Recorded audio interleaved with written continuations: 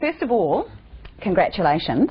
Saw the film yesterday. We're not allowed to do any reviews of it for a couple of weeks, so we'll be excommunicated by Paramount, but that's all I have to say about that.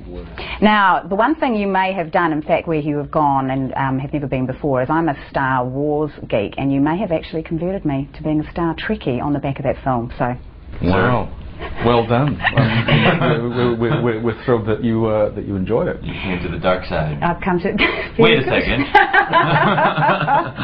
Now, John, you're kind of the lucky one that gets to share the limelight here with the hometown boy. Yes. So how lucky are you? You are very lucky. Do you feel so lucky right now? How lucky I am all day. So lucky. Well, what you have to tell us, and we'll pretend he's not here, is any, goes on tour, stays on tour, but any... did he behave well? We do, don't we? Just getting out of Australia. Oh, I'm not going to say anything. Okay. Was he well behaved? Carl's a beautiful man. I can't say enough about this guy. Except for his uncontrolled drinking. But aside from that and the abusive nature he displays when drinking, he's a really great guy. Just apart from that one thing. Thanks, pal. That's good. Now, Mr. Sulu is a bit of a legend in his own right. Had you always had ambitions to play him? Yeah. Well, when I was a child, I wasn't a huge Trekkie, but when Last year. Should we ask him to leave? Please. Oh, you want to do it solo? Or Sulu? Sorry. Come on, seriously. This is an interview. I'd rather do this John. solo. Sorry. It's a serious show. Okay. As I was saying before, Karl interrupted me in a drunken stupor.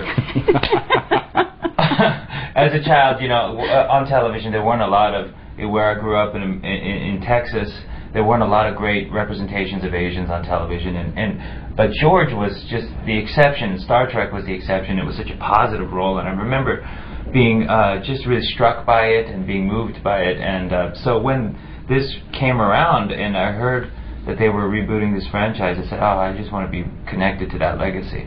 Yeah, because inherently it's kind of terrifying to take something that is a massive legend like that and reboot it. Was it kind of terrifying for you both?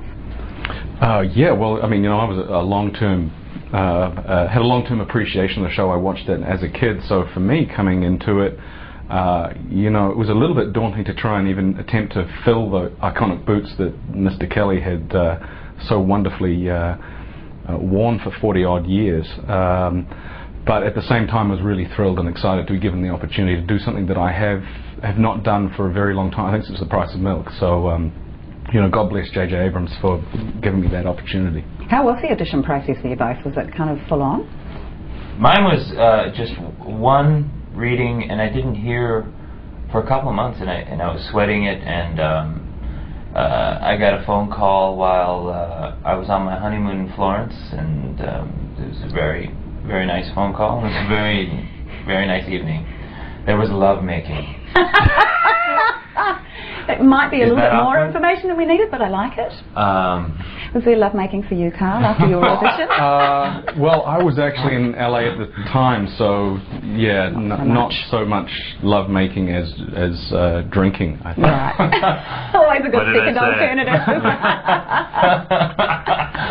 Now, you were very handy with a sword, and I love that kind of interaction between you and Kirk when he kind of raised his eyebrow at you and talked about when you said you were good at fencing, but you totally kicked ass. Do you have to train hard for those fight sequences? We did. Zach, Chris, and I started training a couple of months before we began filming, and it was very useful, not only for the film, but for just character-wise. We went through this thing together, and I kind of considered it like Starfleet Academy, getting close to those guys and accomplishing something together, before we even stepped foot on set. So I really appreciated it. Now, Chris Pine is quoted as saying that he thinks you have the best eyebrow raise in the business, and I would like you to give us a bit of a demonstration, Karl. Oh, no pressure. Okay, here we go. Pressure. Oh, it is good. Oh, God, man. Wow. So just do the rest of the interview like that? That was perfect. Just quite, it makes you look quite intelligent. Wow. You like that? Wow. Whew. Erotic. Great. Well, this is day forehead. 3 of the tour. I'm just... Listen, all the secrets are starting to come out. It's the real inside scoop. Now, Bones and Kirk instantly became friends. Why do you think that was? What drew them to each other? I think they were kind of kindred spirits in many ways. They were, you know, two kind of lost souls in a way. When you first see Bones, he's very jaded and burnt by life, come off a bad divorce. He has nowhere else to go, and I think Kirk has a similar epiphany that after his sort of meeting with Captain Christopher Pike, that he's going to attempt to achieve something more with his life. So yeah, that was the first scene that I actually shot with Chris, and it's probably one of my favourite in the film. Did you guys bond straight away? Yeah, we went out. We're actually sick as dogs. We both had colds on the first day, but we still mustered enough energy at the end of that day to go for a beer. To get cracking. Yeah. So where did you draw your inspiration for Bones?